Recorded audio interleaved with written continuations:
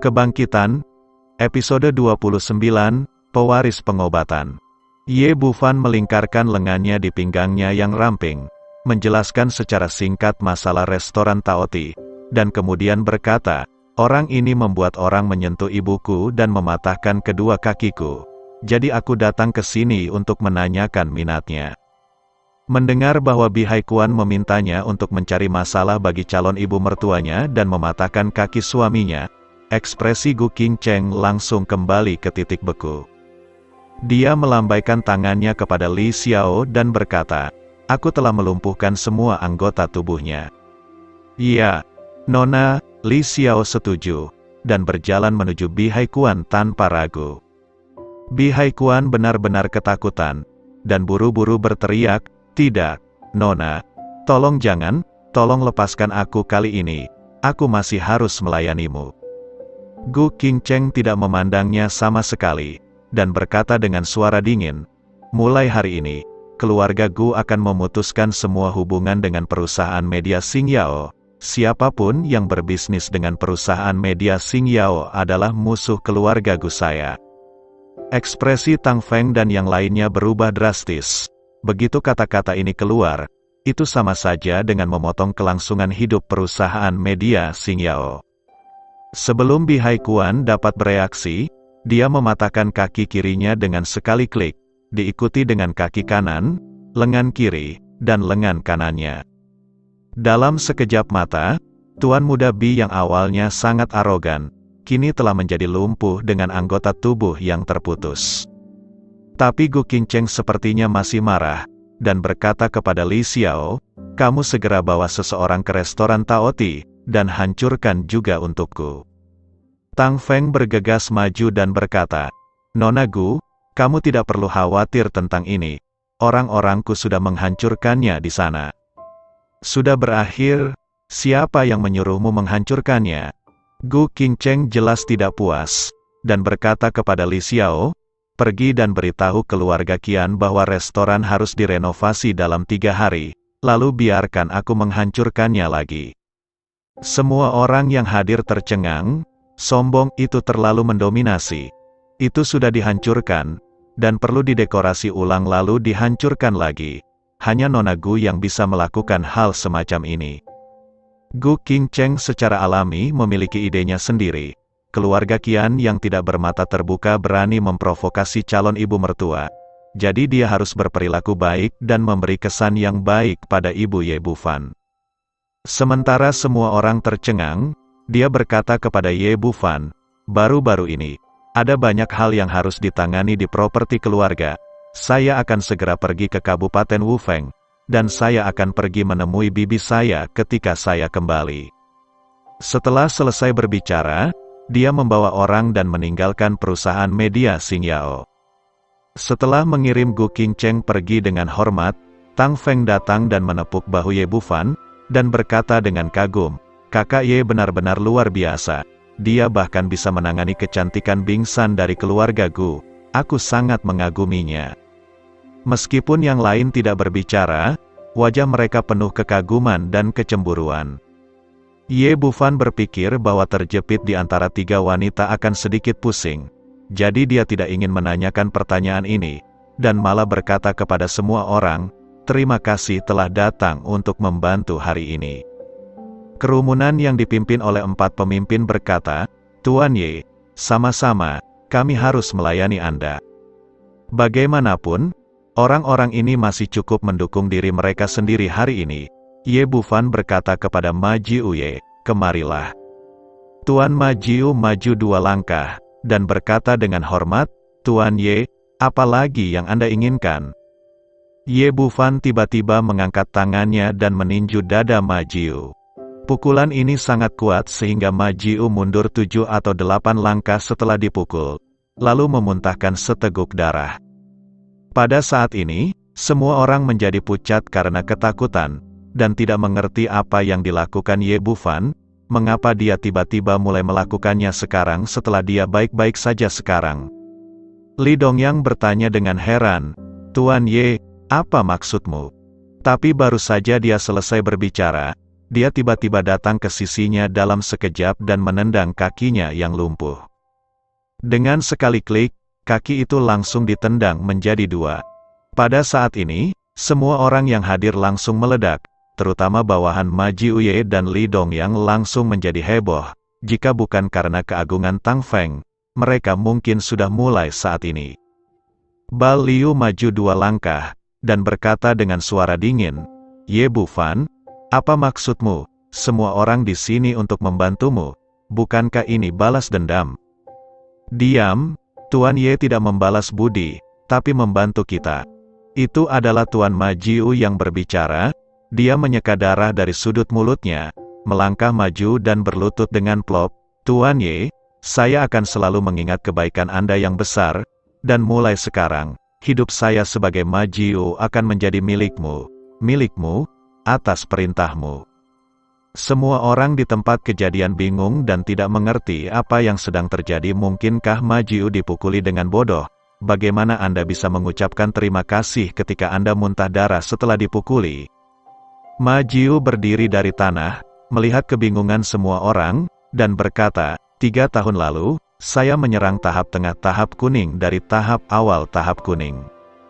Meskipun kultivasinya hampir tidak terpelihara, dia tidak bisa lagi maju setengah langkah sejak saat itu.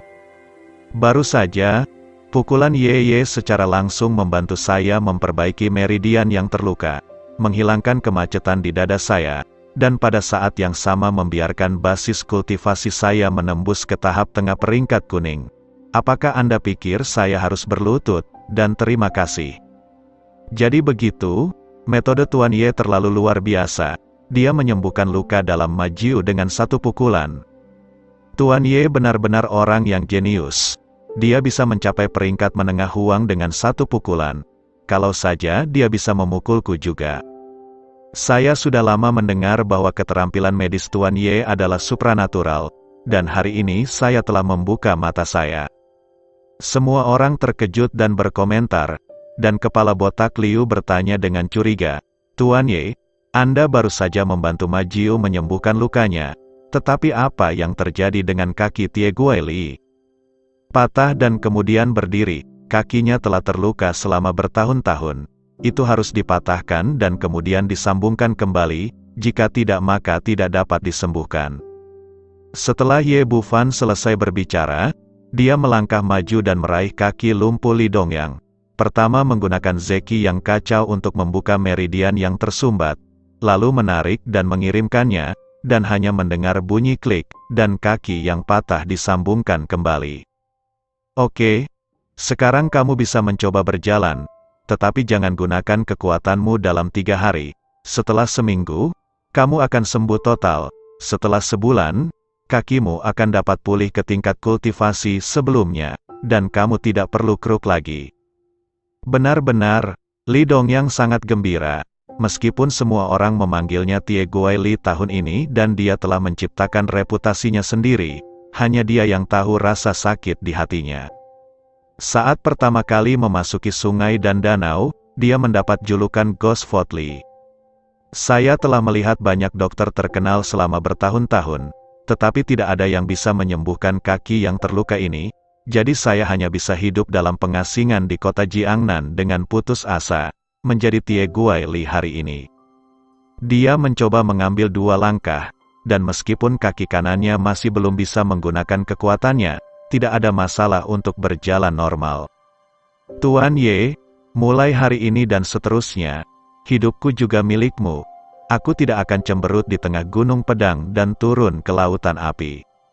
Mengatakan bahwa dia ingin berlutut, Ye Bufan melambaikan tangannya dan mengangkatnya dengan kekuatan yang tak terlihat. "Lupakan saja, kakimu belum pulih sepenuhnya, kembali dan perhatikan istirahat." Melihat Ye Bufan menyembuhkan Ma Jiuye dan Tie Guili dengan 1 gerakan, yang lain tampak bersemangat, dan Liu Botak melangkah maju dan berkata dengan penuh semangat, "Tuan Ye, lengan kiri saya terluka oleh pisau sebelumnya. Sekarang saya hanya bisa menggunakan 5 titik kekuatan. Atau jika Anda memukul saya juga, tidak ada masalah mengganggu saya." Ye Bufan sedikit tersenyum, "Dibandingkan dengan mereka, ini hanya luka kecil untukmu. Kamu tidak perlu menyusahkan diri sama sekali.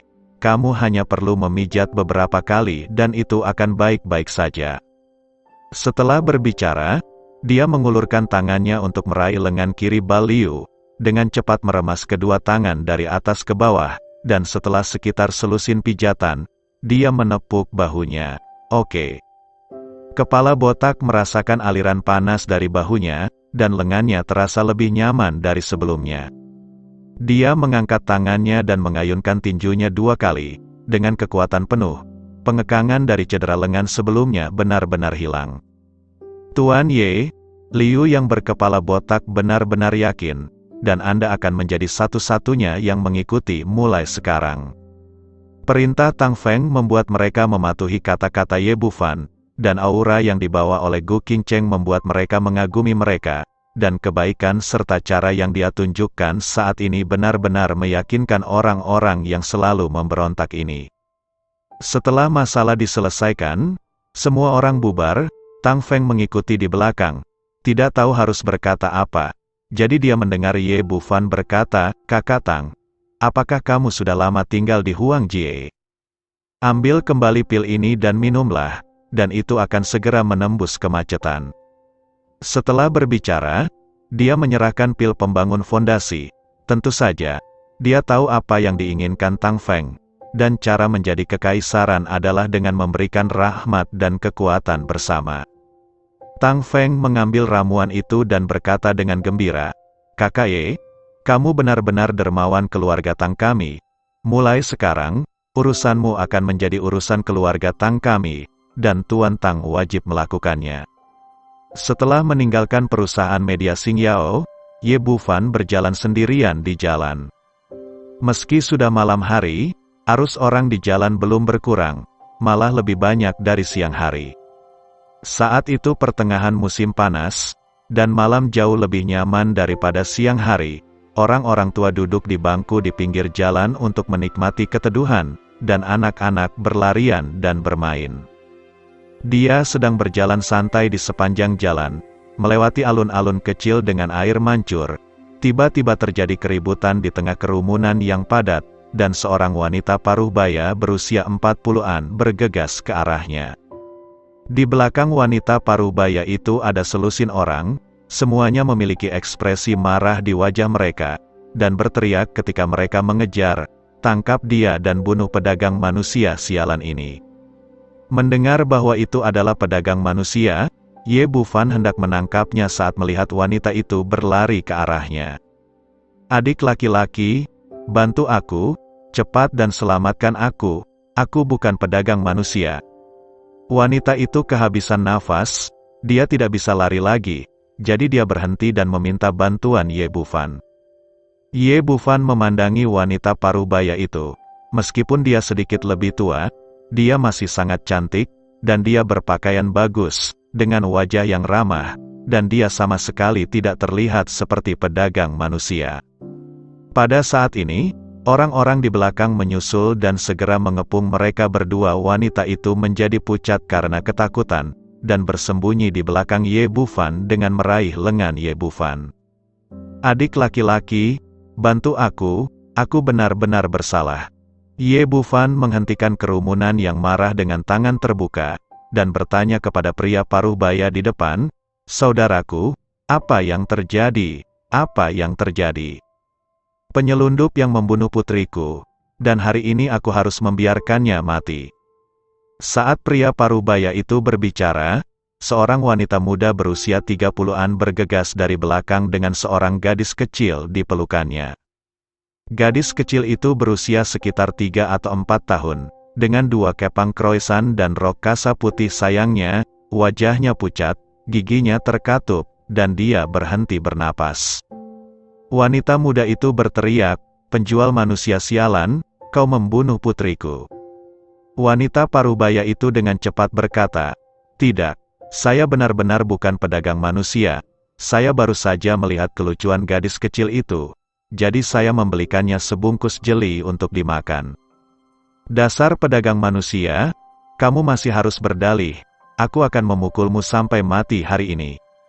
Pria paruh baya itu adalah ayah dari anak tersebut, dan setelah mengaum, dia bergegas menuju wanita paruh baya itu, diikuti oleh 4 atau 5 orang lainnya, yang akan datang dengan agresif.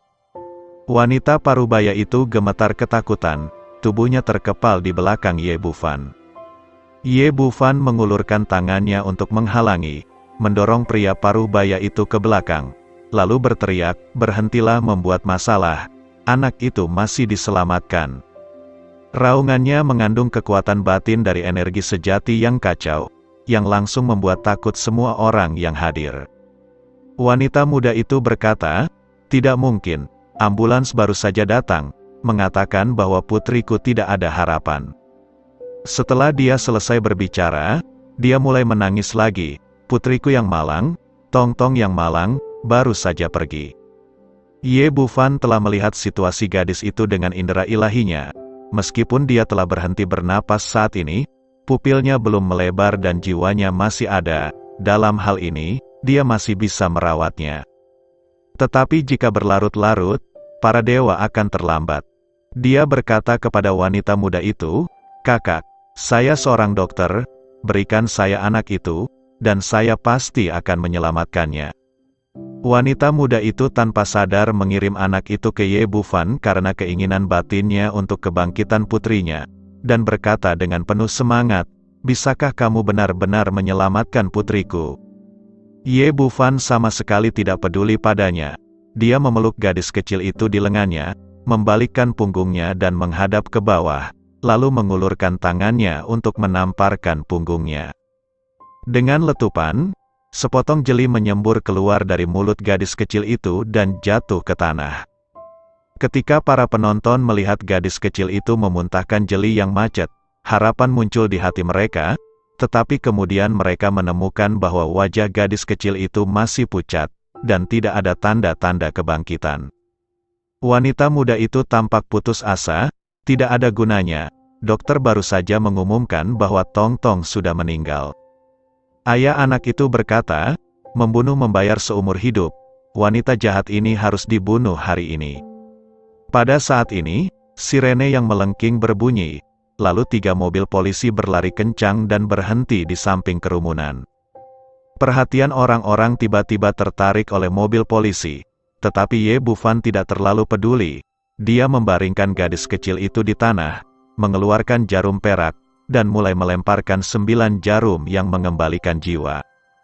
Setelah kendaraan diparkir, seorang perwira polisi paruh baya berusia 40-an melompat lebih dulu. Pria ini memiliki penampilan yang sangat tegas, dan dia memancarkan aura yang ganas dan membunuh. Melihat polisi paruh baya itu, wanita paruh baya yang bersembunyi di belakang Ye Bufan segera berlari, meraih lengannya dan berkata, "Wang tua, kamu di sini.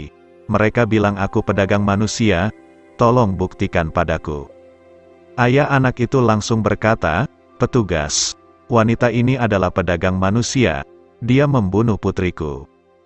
Saat itu, seorang polisi berkacamata berkata, "Ini istri direktur kami, mana mungkin dia seorang pedagang manusia." Petugas polisi paruh baya maju 2 langkah dan berkata kepada semua orang dengan ekspresi serius, "Saya Wang Jianfeng, Kepala Departemen Kepolisian Kota Jiangnan, dan dia adalah istri saya Tang Wenqi. Saya dapat menjamin bahwa dia bukan seorang pedagang manusia." Orang-orang di sekitar tertegun sejenak, mereka tidak menyangka bahwa orang di depan mereka adalah Kepala Departemen Kepolisian Jiangnan, dan wanita itu adalah istrinya. Ayah gadis kecil itu berteriak, "Apakah itu pedagang manusia atau bukan? Dia tetap membunuh putriku, dan dia harus membayar harganya hari ini." Yang lain juga berteriak, "Benar, apakah itu istri direktur atau bukan, dia tetap membunuh anak itu.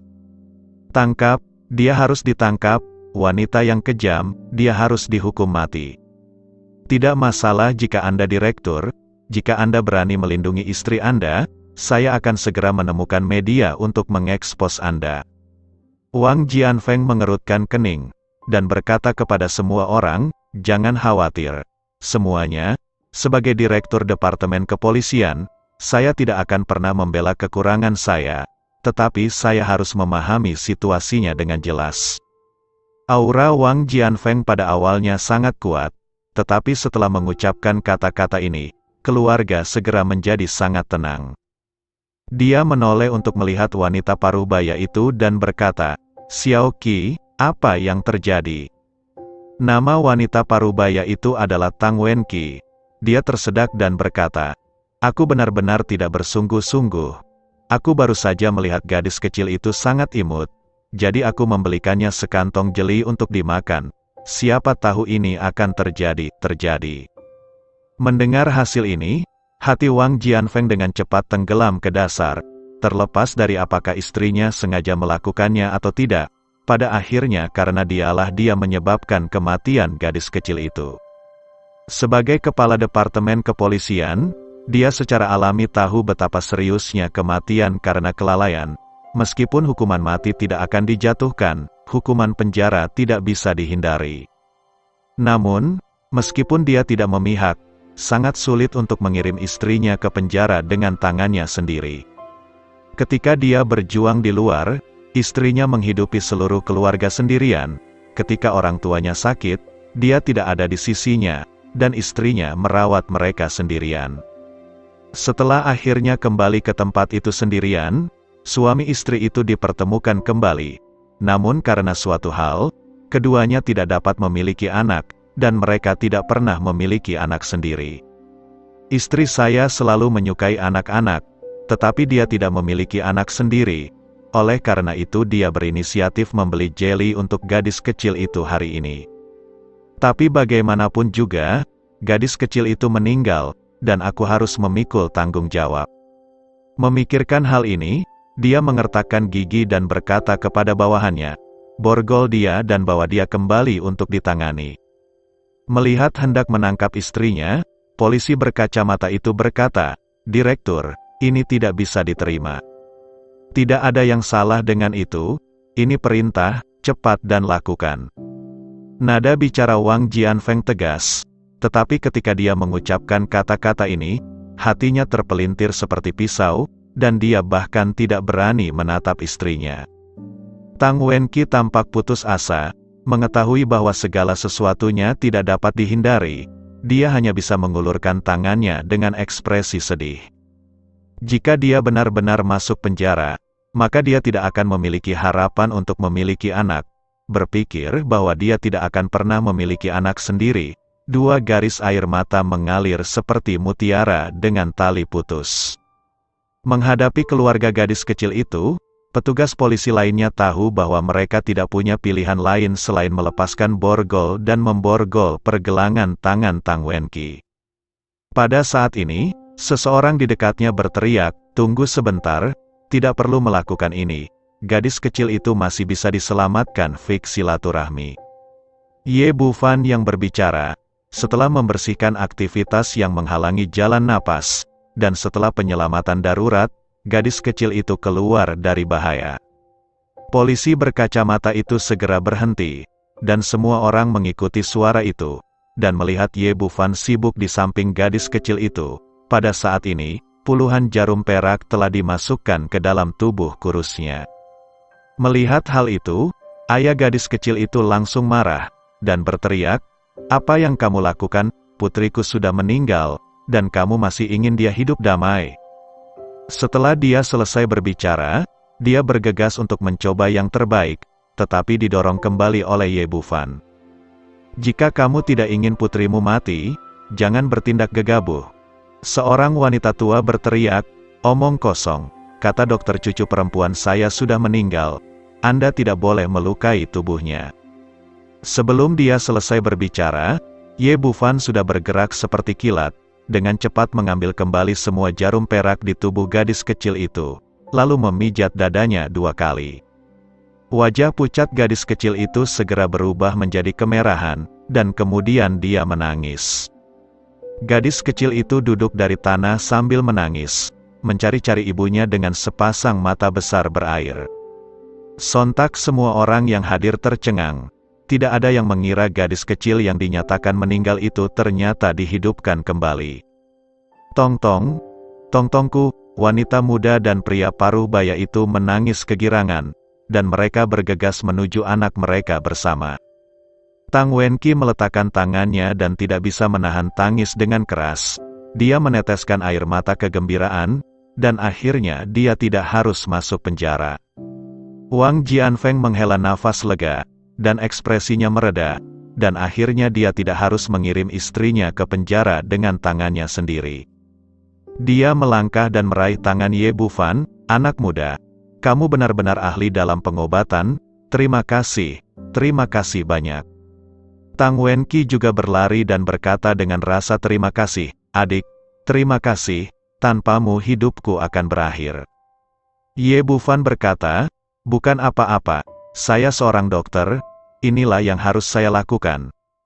Pada saat ini, pria paruh baya dan wanita muda itu berlari bersama anak-anak mereka dan hendak berlutut dan bersujud, tetapi Ye Bufan menghentikan mereka dengan tangannya. Adik laki-laki, maafkan aku sialan barusan, aku salah paham denganmu, aku hampir membunuh putriku. Pria parubaya itu mengangkat tangannya saat berbicara, dan menamparkan dirinya sendiri beberapa kali. Ye Bufan menghentikannya dan berkata, oke, selama anak itu baik-baik saja, cepat kembali, anak itu masih kecil, dan kamu harus lebih memperhatikan saat merawatnya di masa depan. Terima kasih banyak. Pria parubaya itu mengeluarkan semua uang di sakunya dan memasukkannya ke saku Ye Bufan, lalu pergi dengan wanita muda itu menggendong gadis kecil itu di pelukannya, dan para penonton juga bubar. Tang Wenqi membuka tasnya, mengeluarkan setumpuk uang kertas dari dalam, dan menyerahkannya kepada Ye Bufan, berkata, adik, ini isyarat yang baik, terimalah. Ye Bufan mengangkat tangannya dan mengembalikan uang itu, dan berkata sambil tersenyum, saya seorang dokter, dan keluarga saya baru saja membayar untuk konsultasi, saya tidak dapat menyelamatkan satu orang dan mengumpulkan uang dari dua orang. Wang Jianfeng berkata, adik laki-laki, terima saja, ini adalah keinginan kecil dari suami dan istri kita. Jika bukan karena bantuan Anda, apa yang terjadi hari ini tidak terbayangkan, dan istri saya akan menghabiskan sisa hidupnya di penjara. Ye Bufan masih memiliki kesan yang baik tentang dia. Sebagai kepala Departemen Kepolisian Jiangnan, kepala polisi, dia tidak melindungi istrinya sama sekali sekarang, dan dia tidak pernah berpikir untuk menggunakan kekuasaannya untuk keuntungan pribadi. Kualitas ini adalah benar-benar mengagumkan. Dia mengembalikan uang itu lagi dan berkata, Direktur Wang, saya benar-benar tidak dapat mengambil uang ini. Wang Jianfeng berpikir sejenak, adik laki-laki, maka kami harus mentraktirmu makan sebagai suami dan istri untuk mengungkapkan rasa terima kasih kami. Ye Bufan berkata, kamu boleh makan ini, aku belum makan.